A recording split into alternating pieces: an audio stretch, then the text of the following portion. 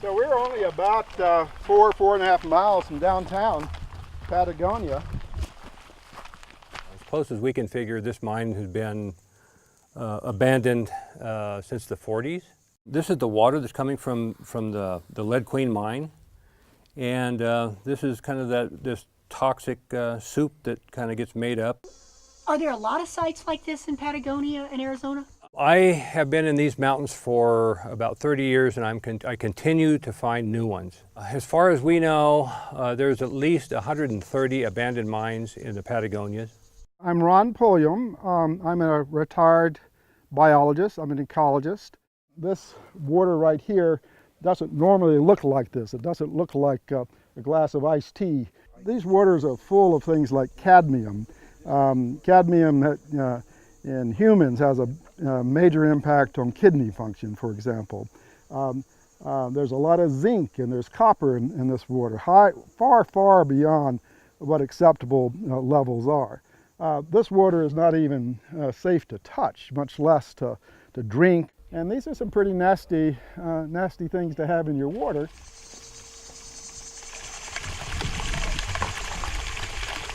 When the sulfur comes into contact with water, it produces basically sulfuric acid, and it's coming out here.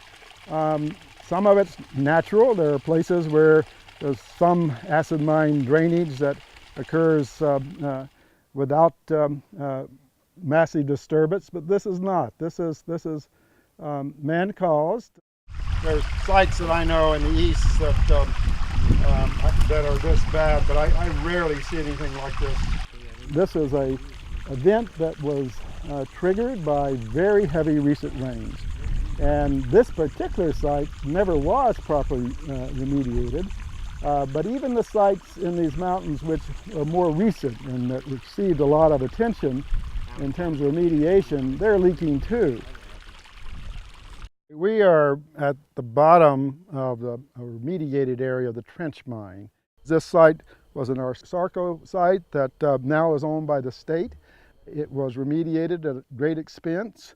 Like I say, it looks good at the top, but if you look downstream from here, it is yellow acid mine drainage. You can see it right starting in this area here and behind me, and you can just follow it right out of the mine site. So here we have what should be an example of really good mine remediation, and it's not good enough.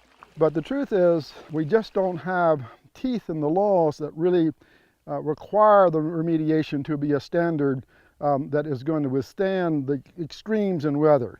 And what we've had here is we've had a period of rainfall which is exceptional. We should be engineering for exceptions. The Patagonia Mountains are actually an epicenter really of North America, in particular in the United States, for the incredible diversity among the pollinators. So we have 600 species of bees, we have an untold number of other types of invertebrate life. Most of the U.S. has somewhere between 0 and 1 or 2 rare species occurrences per quarter quad. The Patagonia Mountains, the Santa Rita Mountains, and the Huachuca Mountains have often as many as 200 rare species per quarter quad. This whole area is full of botanical gems which don't occur anywhere else in the U.S. The only jaguar that's known to be resident in the U.S. now is, I'd say, about 7 miles from us, but it almost certainly came through this area. We've recently had a number of sightings of ocelots, another Mexican cat which is making its way up into the U.S. We have 4 species of native cats right in this area, and this is the only place in the U.S. where you can say that. But what that crystal is, I don't know. I'm betting it's some kind of salt, but I'm not going to taste it.